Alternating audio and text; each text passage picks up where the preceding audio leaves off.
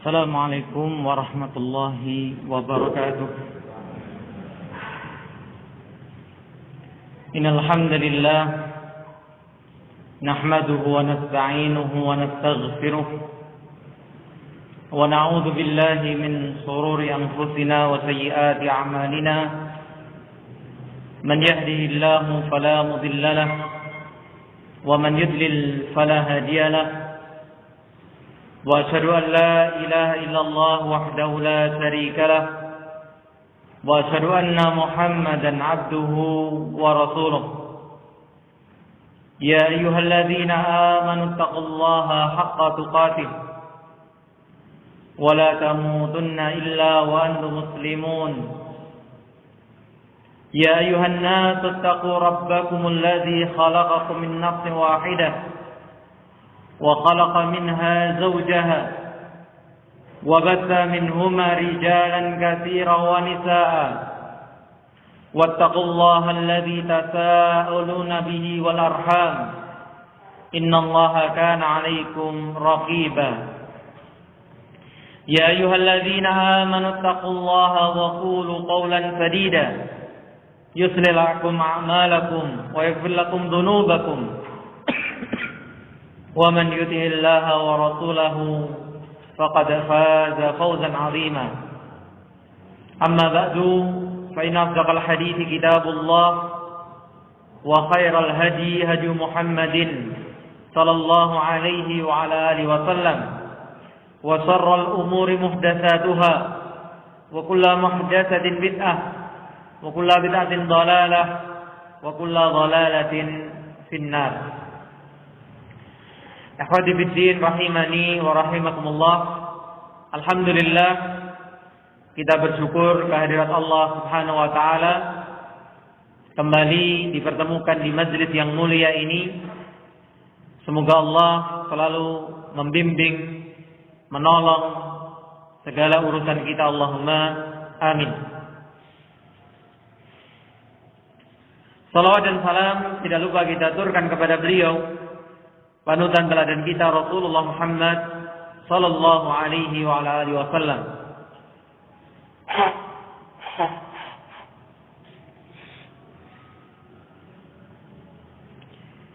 Kita lanjutkan pembahasan kita pada kitab Tafsir Juz Amma karya Al-Ustaz Dr. Firanda Andirja hafizahullah taala. Kita masih dalam pembahasan tafsir surat Al-Insyiqaq. Kita masuk kepada ayat yang ke-10 di halaman 229. Di mana sebelumnya kita membicarakan kondisi orang yang menerima catatan amalnya dengan tangan kanannya. Dia akan mendapatkan hisab yang mudah dan dia akan kembali kepada keluarganya dalam keadaan gembira. Sedangkan golongan yang kedua kelak di akhirat adalah wa amma man utiya kitabahu wara'a dhahri. Adapun orang-orang yang diberikan kitabnya dari arah belakang, fasawfa yad'u subura, maka dia akan berteriak subura, celakalah. Jadi siapa maksudnya? Celakalah aku.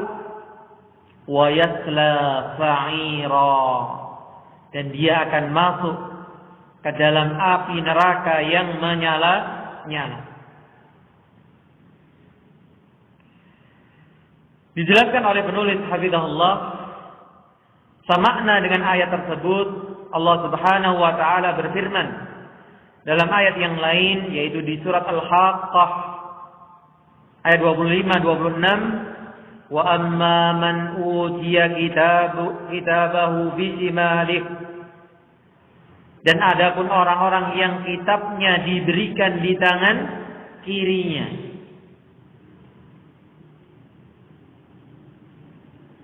Sebagian ulama ketika menjelaskan dua ayat ini, yang zahirnya bertentangan. Karena yang satu mengatakan dari tangan kiri, yang satu dari arah belakang. Maka sebagian menjamak bahwa dia menerima dengan tangan kiri dari arah belakang. Untuk menunjukkan apa?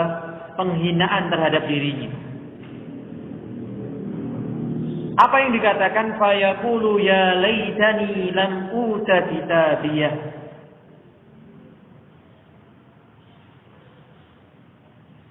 Dia mengatakan alangkah baiknya jika kitabku ini tidak diberikan kepadaku.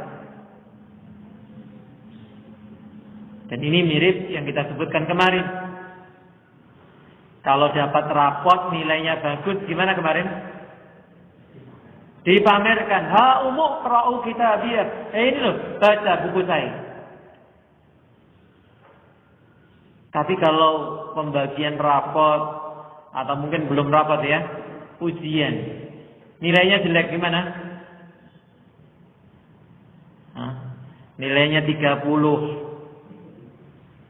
tambahi depannya gitu ya.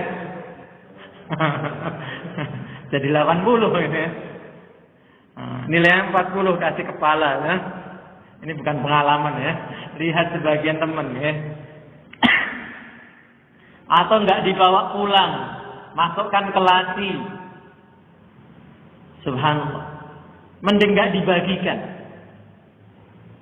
Kalau itu ujian dunia. Ketika kita mendapatkan nilai buruk, enggak pengen dilihat orang lain, apalagi dilihat orang tua kita yang membiayai kita. Kalau anak dulu ya kita diajar gitu ya, dibiayai sekolah ratenanan itu hijine elek ya wis. Taboki gitu ya. Kalau sekarang naboki salah semuanya. Maka demikian pula apalagi kelak di akhirat. Yang enggak mungkin ada remedi. Dunia nilai jelek masih bisa apa? Remedi. Nilai jelek kasih tugas supaya apa? Nambal nilainya yang kurang. Tapi di akhirat enggak ada lagi. Dia pun mengatakan apa? Alangkah baiknya andai saja kitabku ini tidak diberikan kepadaku.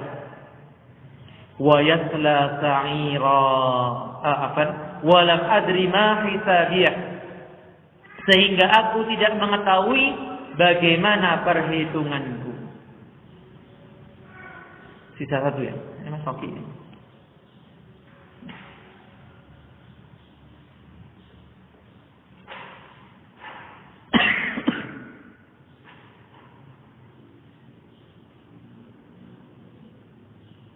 Ada dua ayat yang membicarakan hal yang sama, namun konsekuensinya berbeda. Ayat yang satu mengatakan bahwa catatan amal akan diberikan dari belakang, dan yang lainnya menyatakan bahwa catatan amal akan diberikan dari sebelah kiri.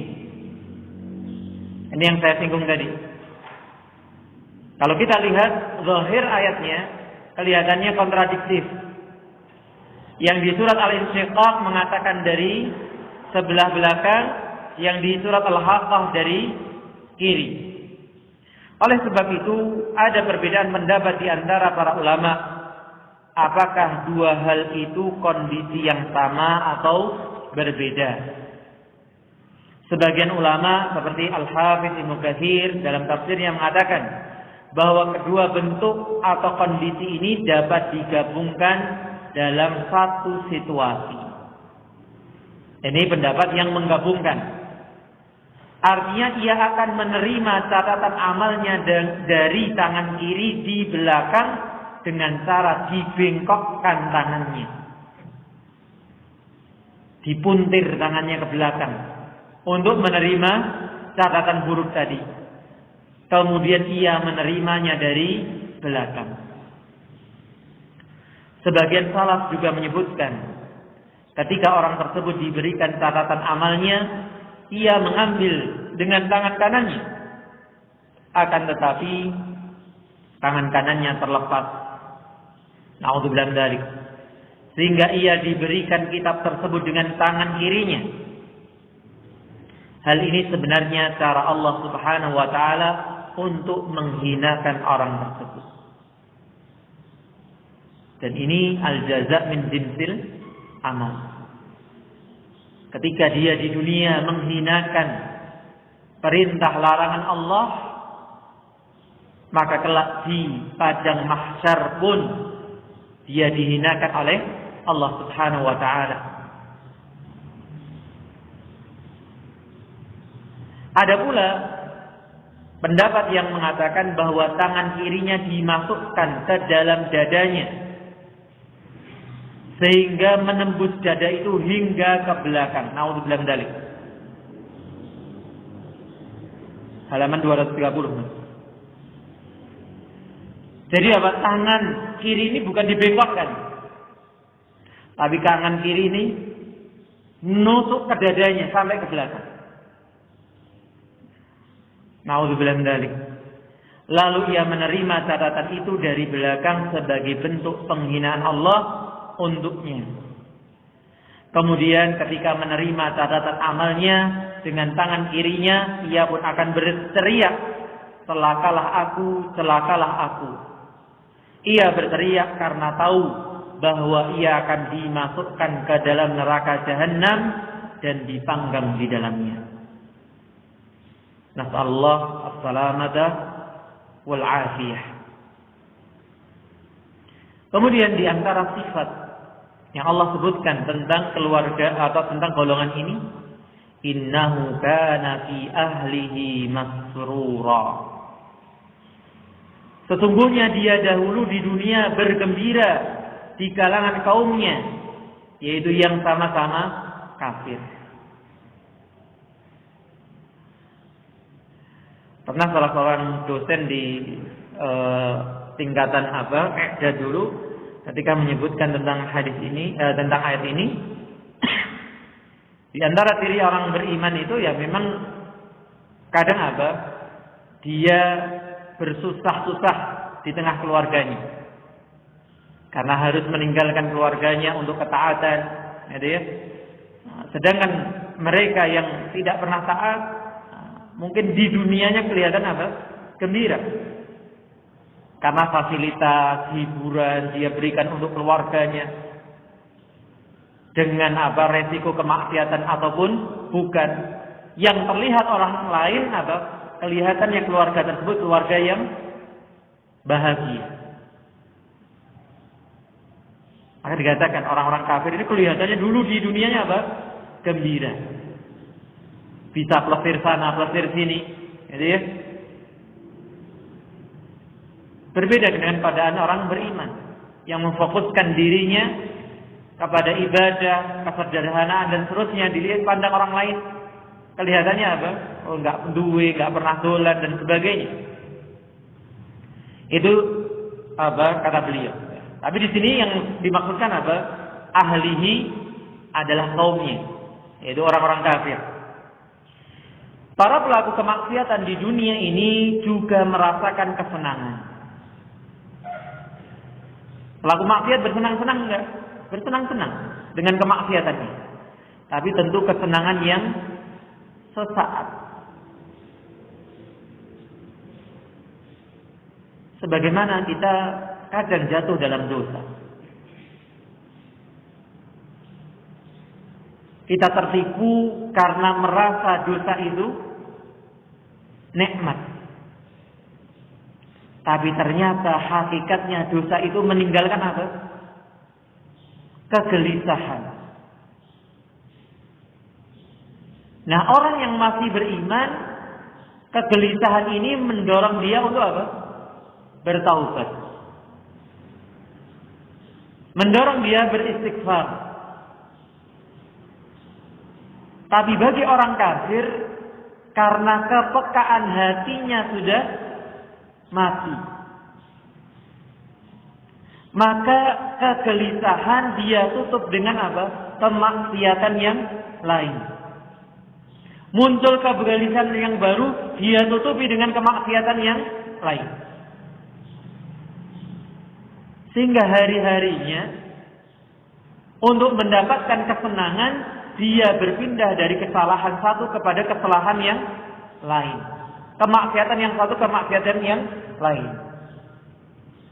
Namun kesenangan tersebut berada dalam keharaman dan kemaksiatan. Dengan demikian, kesenangan yang mereka rasakan hanyalah sesuatu yang semu dan sementara. Sedangkan hati mereka hanya berisi kesengsaraan. Ini yang sering saya contohkan, kenapa level narkoba itu selalu meningkat. Karena di kegelisahan yang pertama, dia mencukupkan dengan narkoba yang biasa. Ternyata setelah biasa mengkonsumsi itu, kegelisahannya tidak hilang. Dia menginginkan yang lebih. Demikian pula yang kita dengar tentang minuman keras. Itu. Sampai dioplos gitu. Nah, karena katanya yang sudah biasa dengan minuman keras yang biasa nggak ngefek. Harus tambahi apa katanya? Obat nyamuk katanya dan sebagainya. Wallahu a'lam.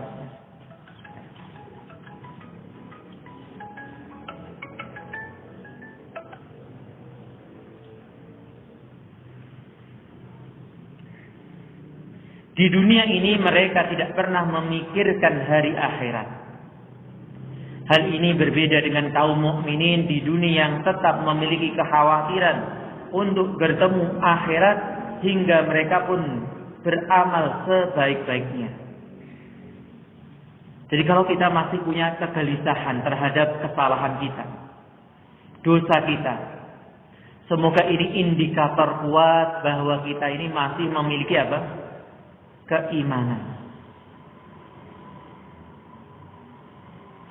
Maka bahaya kalau ada seorang berbuat dosa tidak merasa salah. Tapi selama seseorang itu berbuat dosa merasa dia berbuat salah, ini kabar gembira. Bahwa dia masih ada unsur keimanan. Meskipun jatuhnya dia dalam dosa menunjukkan imannya sedang melemah. Jangan sampai juga kita terjebak dengan tipu daya setan. Bahwa ketika kita berbuat dosa seakan selesai urusan kita. Seakan kita tidak mungkin kembali kepada jalan Allah. Ini juga harus hati-hati. Kita perlu khawatir kepada dosa yang kita lakukan, tapi tidak juga boleh berlebihan. Seperti yang kadang saya sebutkan tentang sebagian kita yang bertanya, dosa saya ini terlalu besar, apa mungkin diampuni? Kekhawatiran seseorang bahwa dosanya terlalu besar, tidak mungkin diampuni, ini dari setan. Kenapa? Karena Allah sudah menyebutkan innallaha yaghfiru dzunuba jami'an. Sesungguhnya Allah itu mengampuni dosa seluruhnya. Syaratnya apa? Mau beristighfar, mau bertaubat. Dan istighfar dan taubat itu dibedakan. Istighfar untuk yang lalu, sedangkan taubat adalah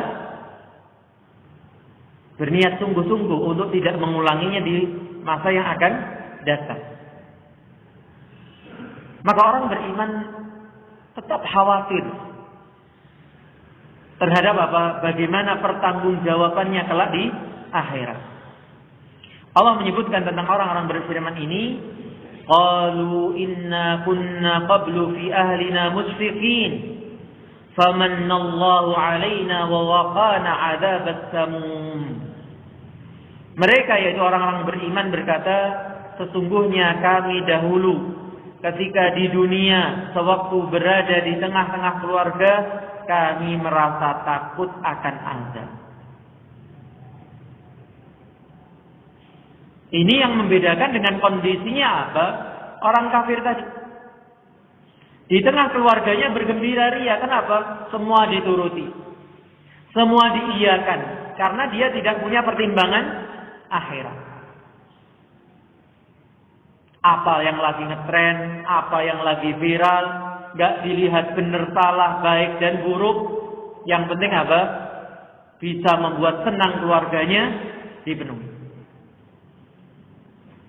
Tapi orang beriman, dia punya pertimbangan akhirat.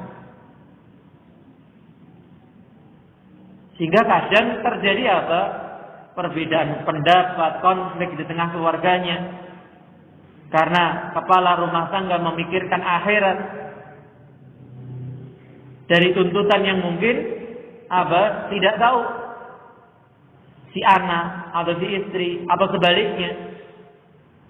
Bahwa hal itu mengandung apa? Kemaksiatan kepada Allah. Maka Allah telah memberikan karunia kepada kami dan memelihara kami dari azab neraka. Dan itu bentuk dari apa? Karunia Allah.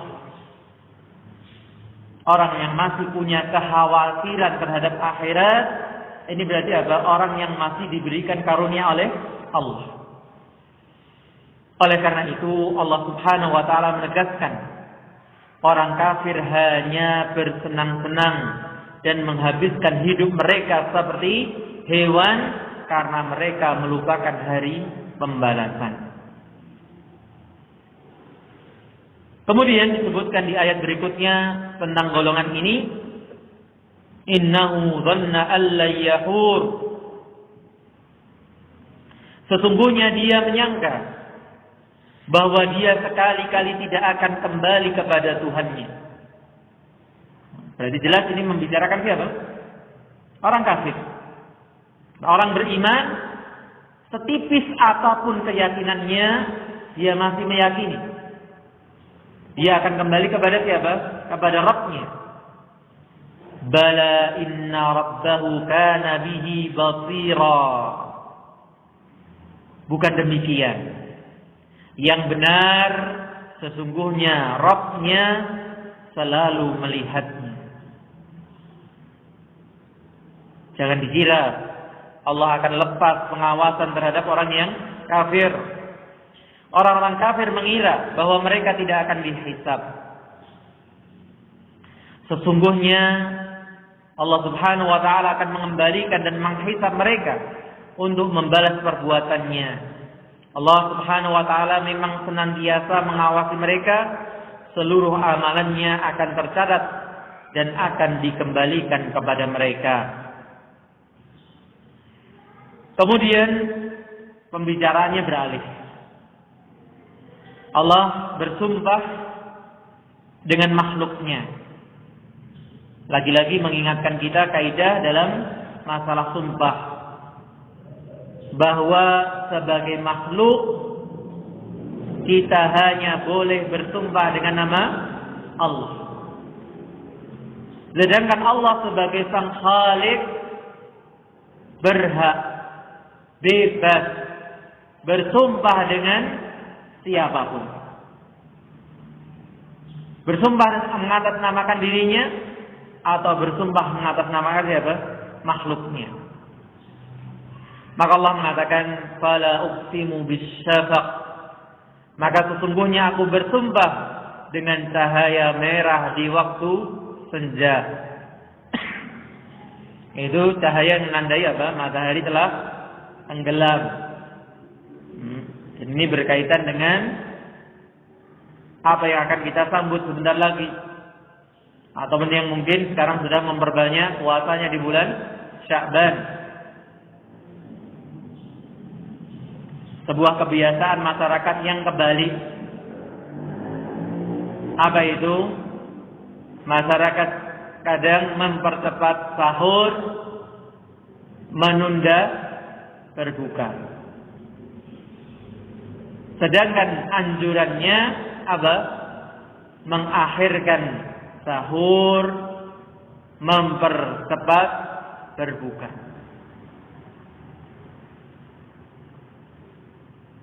Maka berbuka itu tidak perlu nunggu apa? Sirina. Apa? Di tempat antum tandanya. Beduk, meriam, mercon, atau azan. Nggak perlu nungguin. Lu kan puasa sampai maghrib, Ustaz. Iya, memang sampai maghrib. Apa tandanya maghrib? Terbenamnya matahari. Azan bisa jadi yang azan apa? Ya, makan kurma dulu, minum dulu, jak ngobrol bojone dulu 10 menit. Baru berangkat ke masjid, jalan 5 menit. Berarti apa? 15 menit. Antum nunggu-nunggu rumah azan-azan. Nah, tandanya terbenamnya matahari apa? Munculnya cahaya merah. Karena sekarang ini ketika matahari akan tenggelam, dia akan muncul apa? Cahaya kuning. Ketika dia sudah tenggelam, muncul cahaya merah. Asyafaq adalah cahaya merah yang terlihat di cakrawala saat matahari terbenam. Cahaya warna merah tersebut juga menjadi penanda waktu maghrib belum selesai. Dan selama cahaya ini masih ada, berarti itu waktu maghrib. Sehingga ketika cahaya itu hilang, waktu isya telah masuk. Hal ini seperti dijelaskan dalam sebagian hadis yang sahih. Nabi SAW bersabda, wa waktu salatil maghribi ma lam yaghibis syafaqu. Waktu salat maghrib adalah selama cahaya merah saat matahari tenggelam belum hilang. Makanya maghrib itu pendek waktunya. Sebagian mengatakan apa? Kalau panah dilemparkan, ditembakkan masih terlihat. Itulah waktu maghrib. Jadi itu menunjukkan apa? Masih temaram. Oh, di tempat saya terlihat terus, karena ada apa? Lampu depan rumah. Ya. Lain lagi pembahasannya. Itu di tempat gelap. Karena begitu syafaq hilang, apa berikutnya? Gelapnya malam. Dan dengan malam dan apa yang diselubunginya. Maka ketika syafaq hilang, datanglah lail, malam. Para ulama menjelaskan bahwa malam hari merupakan waktu berkumpulnya banyak makhluk hidup. Hewan-hewan yang tadinya keluar di siang hari akan kembali ke sarangnya pada malam hari. Ini mungkin lebih tepat sarangnya ya. Ayo. Wallahu a'lam. Apa? Seteran ini ada editornya sebenarnya ya. Tapi wallah kalau nggak ada gelarnya, ini editor beneran. Saya melihat penggunaan kata apa surat, surah itu nggak konsisten. Kadang menggunakan surat, kadang menggunakan surah. Ini. Kemudian susunan katanya kadang juga nggak satu. Ini semoga nanti ada editing lebih lanjut. Insya Allah semakin bermanfaat nanti. Manusia yang tadinya keluar pada siang hari akan pulang ke rumahnya setelah tibanya waktu malam. Dan ini kebiasaan yang saya sebutkan, kebiasaan orang tua kita dulu. Kebiasaan kita dulu. Namanya jam segini itu semua sudah di rumah, yang dewasa mulai apa? Kita umurnya gitu ya. Sama, kita masih jadi penonton. belum berhak membawa waktu itu, gitu ya. Jadi subhanallah. Tapi apa? Berkah hidupnya. Pada maghrib bisa ngaji bareng, gitu ya. Kemudian apa? Ya lemah duwe, ambo, gitu ya. Kebon ya duwe, omah ya duwe. Orang tua itu sempat dulu rumahnya sampai 2, gitu ya. Cuman bakulan apa? Kambing, kulit, gitu ya. Subhanallah. Kita sekarang rumahnya seberapa, Mbok? Akan sampai malam baru pulang, gitu ya. Insyaallah.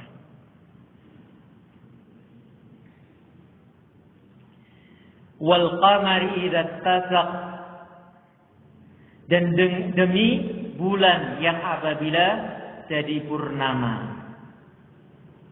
Latarkabunna tabaqan an tabaq, sesungguhnya kamu akan melalui tingkat demi tingkat dalam kehidupan. Ayat ini menunjukkan bahwa manusia tidak dapat berbuat seenaknya.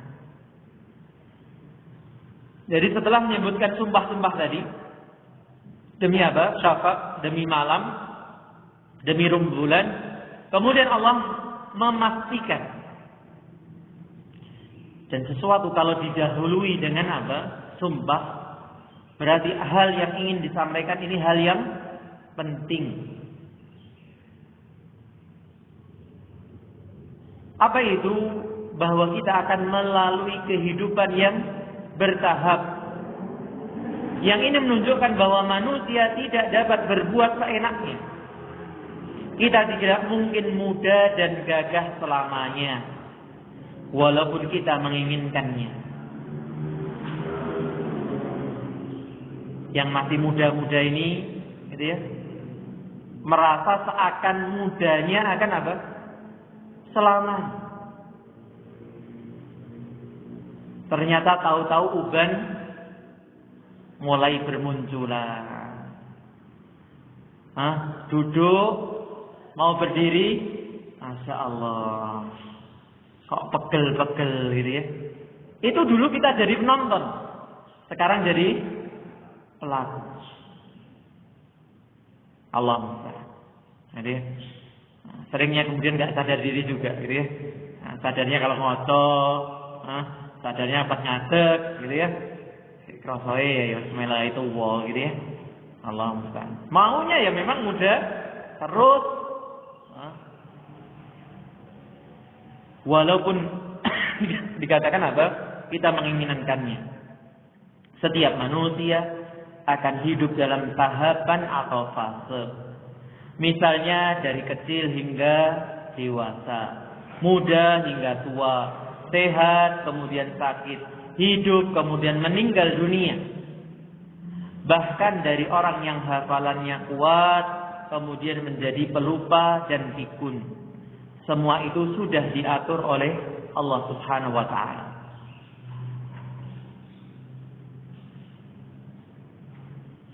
Itu sudah halaman berapa? Ayo.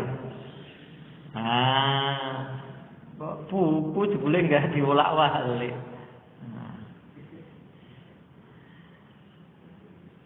Dan oleh karenanya apa?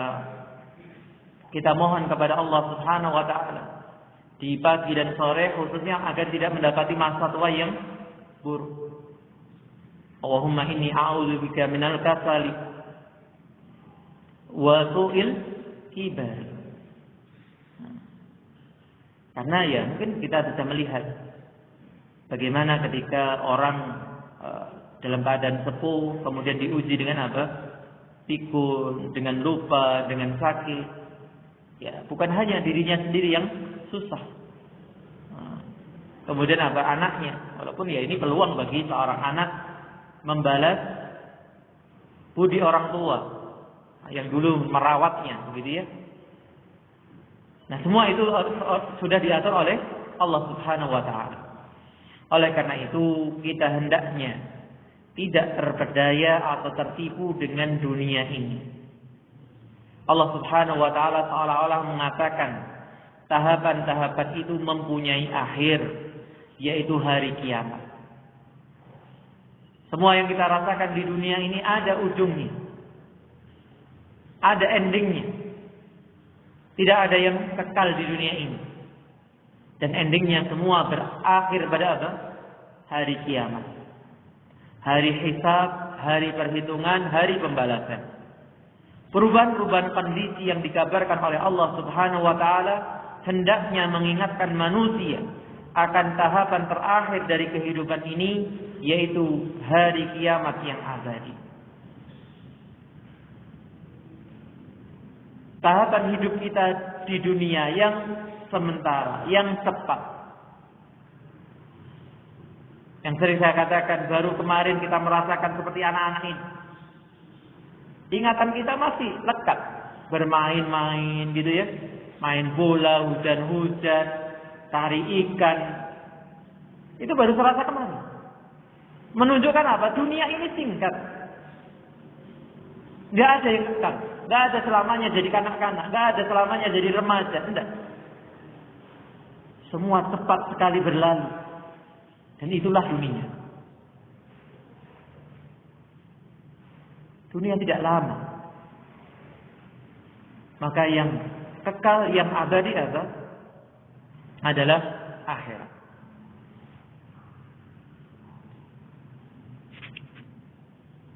Kemudian berikutnya disebutkan fama lahum la yu'minun. Ketika manusia sudah diingatkan tentang realita hidupnya, yang dia pasti melalui tahapan-tahapan tadi, dan ada ending yang pasti dilalui, yaitu kematian, mengapa mereka tidak mau beriman? Kita melihat orang sakit setiap hari. Kita melihat orang mati setiap hari. Seharusnya hal ini membuat manusia apa? Mengakui kebenaran ayat-ayat Allah. Sayangnya ada orang-orang yang nggak mau beriman setelah apa realita ini. Bahkan wa idza quri'a 'alaihimul Qur'anu la yasjudun. Dan apabila Al-Quran dibacakan kepada mereka, mereka tidak bersujud. Beliau mengatakan ayat ini termasuk yang disebut ayat sajdah atau juga sajadah, yaitu ayat yang disunnahkan untuk dibaca ketika sujud tilawah, baik ketika salat maupun di luar salat. Apabila sedang di luar salat, ia langsung bersujud. Apabila dalam salat, ia bertakbir kemudian bersujud. Lalu bangun kembali sambil bertakbir dan melanjutkan bacaannya. Hal ini sebagaimana riwayat dari siapa? Abu Rafi'. Qala, dia mengatakan, Shallaitu ma'a Abi Hurairah al-atamata. Ia berkata bahwa ia salat isya, yaitu salat atamah, nama lain dari salat isya, bersama Abu Hurairah radhiyallahu anhu. Faqara'a idza as-samaa'u inshaqqat. Lalu beliau membaca idza as-samaa'u inshaqqat, idza as-samaa'u inshaqqat, gitu ya. Surat ini. Fasajada. Maka beliau pun bersujud, tentu bersujud di ayat ini tadi, bukan di awal ayat. Faqultu ma hadhihi. Lalu aku mengatakan, yaitu Abu Rafi' bertanya kepada sahabat Abu Hurairah, apa ini? Kok ada tambahan sujud dalam salat? Qala sajadtu biha khalfa Abil Qasim. Abu Hurairah menjawab, aku bersujud dengan sujud ini di belakangnya siapa? Abul Qasim. Siapa Abul Qasim? Kunyah dari Rasulullah sallallahu alaihi wasallam. Fala azalu asjudu fiha hatta alqah. Kemudian dikatakan oleh Abu Rafi', aku tidak pernah bersujud ketika membaca surat tersebut sampai aku menemukan saat ini.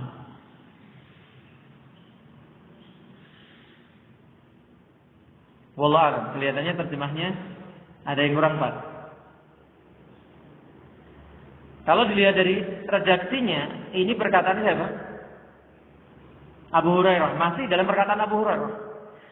Maka aku senantiasa bersujud dengan sujud itu sampai aku akan bertemu denganmu. Itu sampai aku mati nanti. Dan berharap bertemu dengan siapa? Rasulullah sallallahu alaihi wasallam. Iya. Diberi tanda, itu mungkin perlu dicek.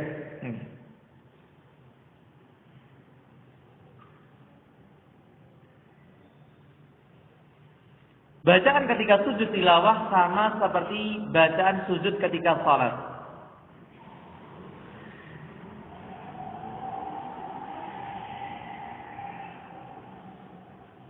Nah, dan di depan tadi kelihatannya juga ada redaksi yang kurang tepat tadi. Ayat ini termasuk ayat sajadah atau sajadah. Yaitu ayat yang disunahkan untuk sujud, gitu ya, ketika ayat ini dibaca. Jadi bukan ayat ini sebagai bacaan ketika sujud. Kalau redaksinya kan kita memahami seperti itu. Ayat ini dibaca kalau kita sujud sajadah. Ini antum kasih tanda juga. Yaitu ayat yang disunahkan untuk kita melakukan sujud tilawah saat ayat itu dibaca.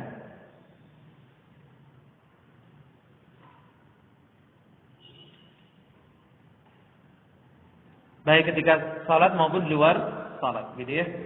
Sedangkan bacaannya, beliau sebutkan di sini, bacaan ketika sujud tilawah sama seperti bacaan ketika sujud salat. Ada beberapa bacaan yang dapat kita gunakan seperti yang dijelaskan oleh sahabat Hudzaifah. Beliau menceritakan tata cara salat Nabi SAW ketika sujud, Nabi SAW membaca apa? Subhana rabbiyal a'la.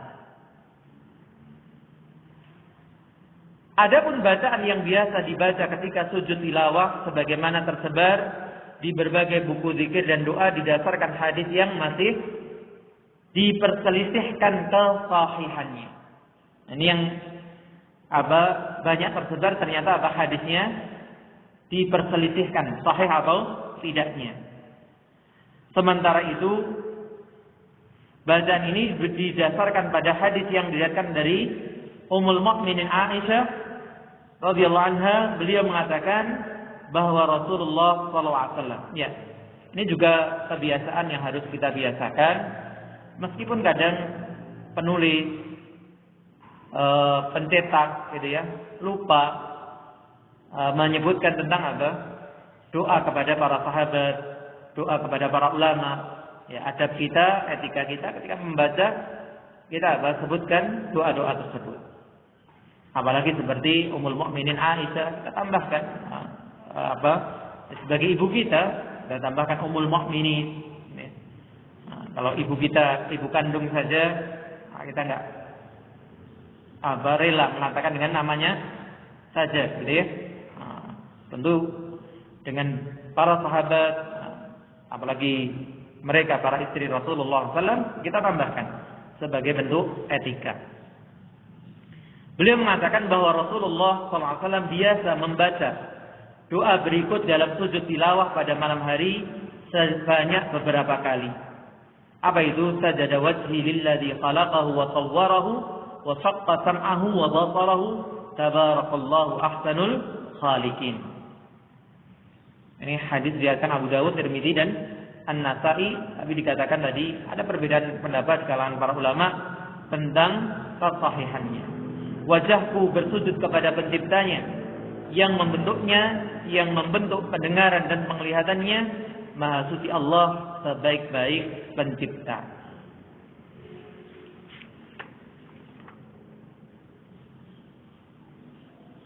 Kemudian kita selesaikan sekalian, tinggal 3 ayat.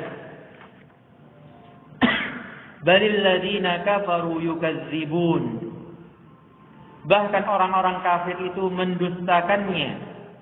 Wallahu a'lamu bima yu'un. Padahal Allah mengetahui apa yang mereka sembunyikan dalam hati mereka. Kedua ayat tersebut menjelaskan apa yang ada di hati orang-orang kafir. Dalam hati mereka ada pendustaan terhadap Al-Quran dan Rasulullah SAW. Dan Allah Maha tahu pendustaan ini, meskipun disembunyikan di mana? Dalam hati. Fabashirhum bi'adzabin alim. Maka beri kabar gembiralah mereka, maka berilah kabar gembira mereka, begitu ya. Nggak tahu ini ada, kadang memang kalau melihat terjemah ini berbeda redaksinya, gitu ya. Wallah alam, ini terjemahnya ambil terjemah baku, copy paste atau dari beliau sendiri. Maka beri kabar gembiralah mereka, atau lebih tepatnya apa? Berilah kabar gembira mereka dengan azab yang pedih. Al-bisarah dalam bahasa Arab sering digunakan untuk kabar gembira. Allah menggunakan ungkapan tersebut sebagai bentuk ejekan terhadap orang-orang musyrikin bahwa mereka akan menerima azab yang pedih di akhirat kelak. Kabar gembira itu seharusnya isinya apa? Kabar yang menyenangkan. Tapi kalau ada seorang guru mengatakan kepada muridnya, murid ini sudah terkenal apa? Troublemaker misalnya di kelasnya, kemudian apa? Guru mengatakan, kabar gembira nih, tahun depan kita ketemu lagi.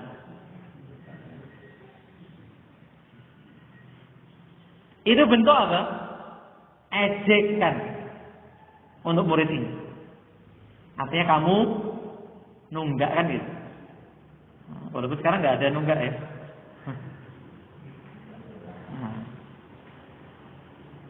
Apalagi bagi mereka kelak dikasih kabar gembira orang-orang kafir. Apa kabar gembiranya? Azab yang pedih.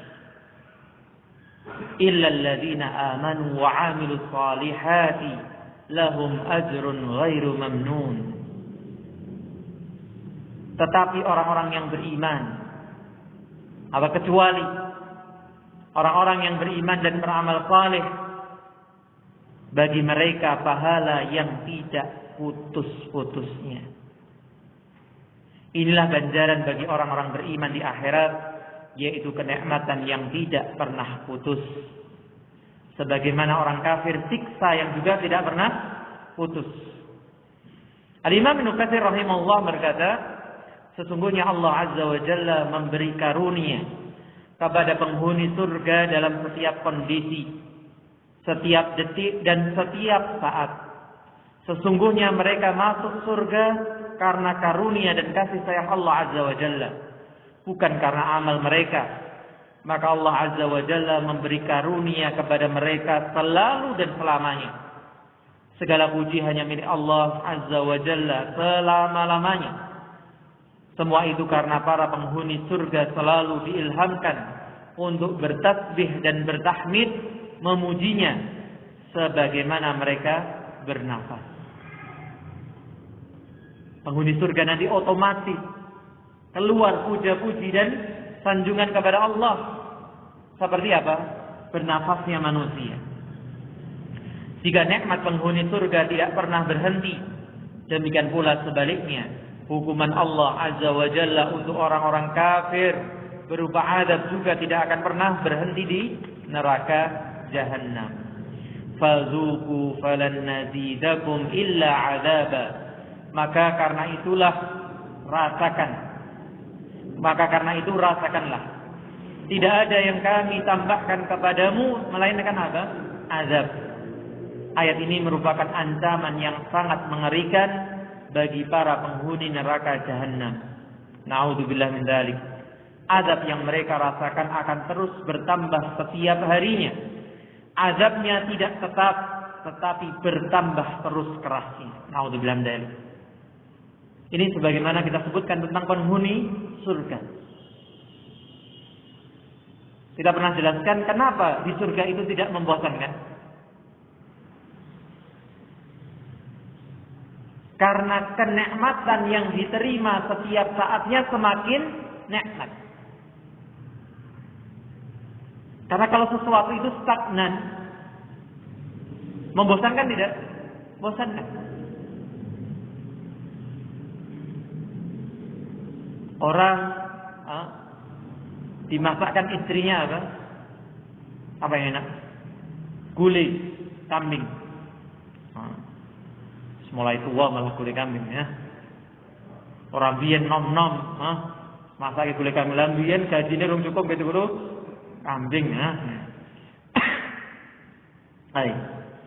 Meskipun gulai kambing itu enak, kalau terus dimasakkan setiap hari sehari 3 kali. Gimana Mas Arif? Bakule-gule ras ya kan gitu. Subhanallah. Jadi itu dunia. Karena apa? Ya enak itu flat di dunia. Berbeda dengan akhirat. Kenikmatan setiap harinya, setiap saatnya bertambah. Sebaliknya, siksa pun juga demikian. Sebaliknya di surga kenikmatan-kenikmatan yang dirasakan para penghuni surga akan terus bertambah dan bermacam-macam jenis. Allahu ta'ala a'lam.